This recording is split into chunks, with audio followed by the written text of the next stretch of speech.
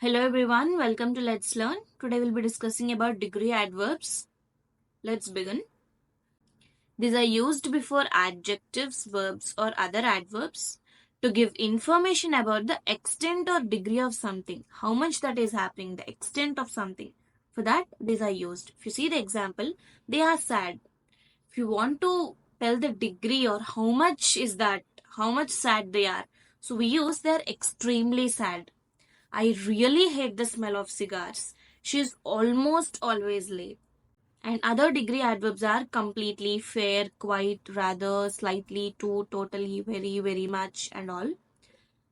And let's see the difference of the very and too. Before an adjective or an adverb, we use very when we mean to a high degree, and too when we mean more than enough or more than is wanted or needed. We use very when we want to say that to a higher degree. And if we want to say it is more than enough, it is more than needed, then we use to. You cannot just put it wherever you want. If you see the example here, the weather was very hot in Chennai, perfect for swimming. You cannot say too hot here. We use very as it's the degree is high. Very hot it is. So you use very, not too hot.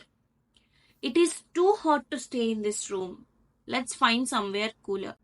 In informal spoken English, particularly in negative sentences, we can sometimes use to mean roughly, the same as very. So in negative sentences, we use this to. I am not too bothered about who fails. I'm not very bothered about who fails. Negative sentences, you use this to mean roughly. And now, very and very much.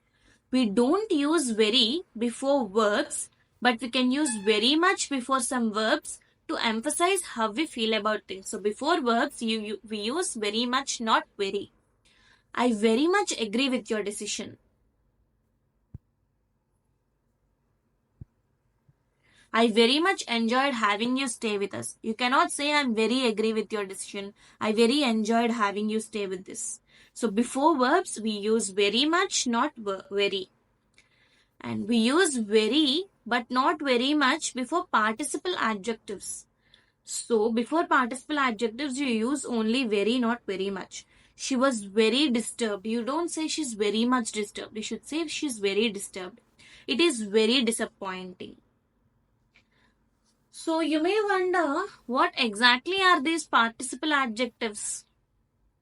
So adjectives that are ending with ed or ing are known as participle adjectives. Here, disturbed, disappointing. So adjectives which end with ed or ing are called as participle adjectives. And with these participle adjectives, you should only use very. You cannot use very much. However, we can use very much and not very before a past participle which is part of a passive. The new highway was very much needed. You cannot say the new highway was very needed. So before a past participle is V3. So before that, you can only use very much, not very. And let's see extremely, very, absolutely and completely.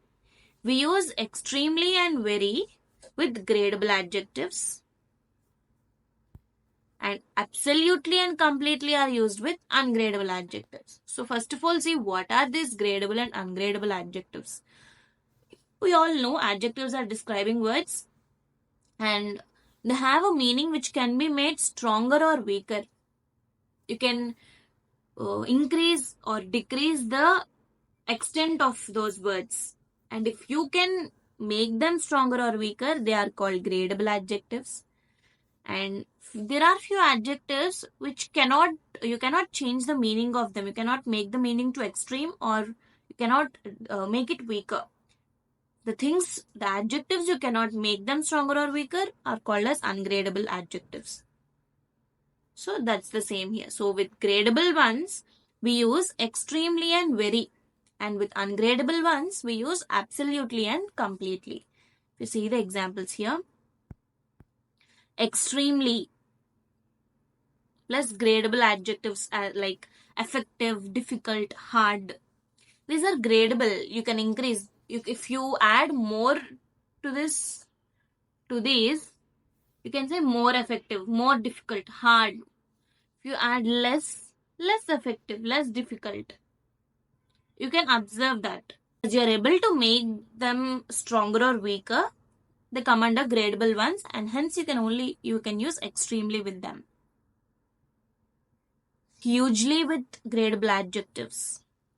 And coming to non-gradable ones, absolutely and simply are used with non-gradable ones like clear, sure, awful, terrible. These are such words which cannot be made a stronger or weaker very easily.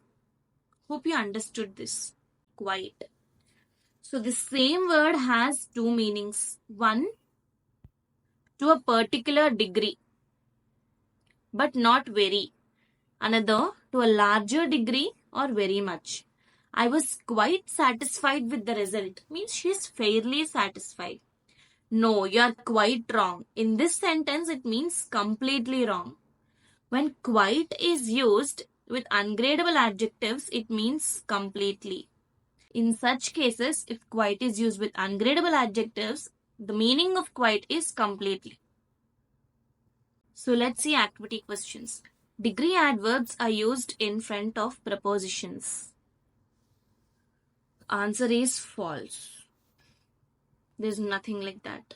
Degree adverbs give information about extent or degree of something. Absolutely true. The word quite is a degree adverb. False. It is not. There is no difference between the words very and to. No, false. There is a difference between these two words. You cannot randomly use them. We do not use the word very before verbs. True.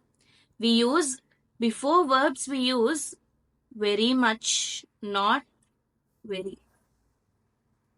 Hope it's clear. Now let's see about comment adverbs, viewpoint adverbs, and focus adverbs. First one being comment adverbs indicates likelihood. Examples of these are listed here. Indicate our attitude or opinion. Such are given here: astonishingly, generally, honestly. Show our judgment of someone's action, like bravely, carelessly, foolishly. This can occur in front, middle, or end of the sentence. Sometimes comment adverbs are applicable to the whole sentence, in which case we usually separate from the rest of the sentence with a comma. Okay, they can be anywhere in the sentence, and some of the times they are applicable to the whole sentence, and in that case we use a comma. If you see the examples here, the plane apparently overshot the runway after landing. Your plan sounds fine in theory, but will it work? If you see here, indicating to the whole sentence, so we have separated it with comma. Same here, in my opinion, honestly speaking. And in these two sentences, it is in the middle of the sentence. She obviously wants you to stay. Even here, please give generously to the Blue Cross. And here it is it's applicable to the whole sentence. Frankly, I'm not surprised her family disowned her. Coming to viewpoint adverbs, these are used to indicate our perspectives clearly. When you want to say your own perspective, we use these viewpoint adverbs. Financially, the hospitalization has been a disaster for my neighbor.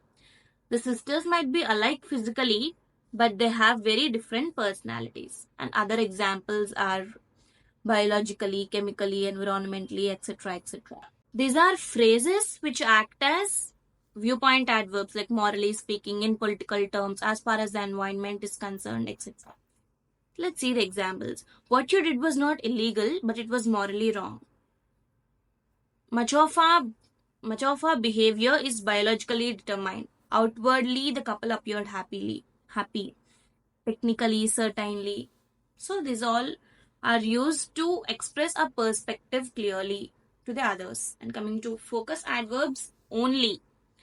Even and only usually go in mid-position of a sentence. But if they refer to the subject, they may come before it. Usually they come in the middle of the sentence, but if they are referring to the subject of the sentence, they come before the sentence. My brother has only bought some books. Here only means he did not get anything other than books. Here it is referring to the subject my brother, so it came before the subject. Only my brother has bought some food. It means it is my brother who bought the food, not somebody else. Coming to the focus adverbs even and alone. Even Leah can speak English. Here it means you might not expect, but she can. Leah can even speak German.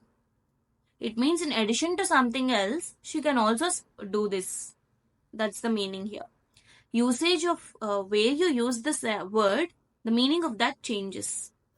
When we use alone to mean only, it comes after a noun. If you want to use this word as a meaning only, then you should place that before a noun. It is not possible to pass this exam with luck alone. It means you need to work hard. As you say, only. You here only alone means only. So you have placed it after the noun luck. Hope it's clear. Let's see the activity questions. So the first question, they do not want to hire people who have no experience with children to work in a school. Understandably.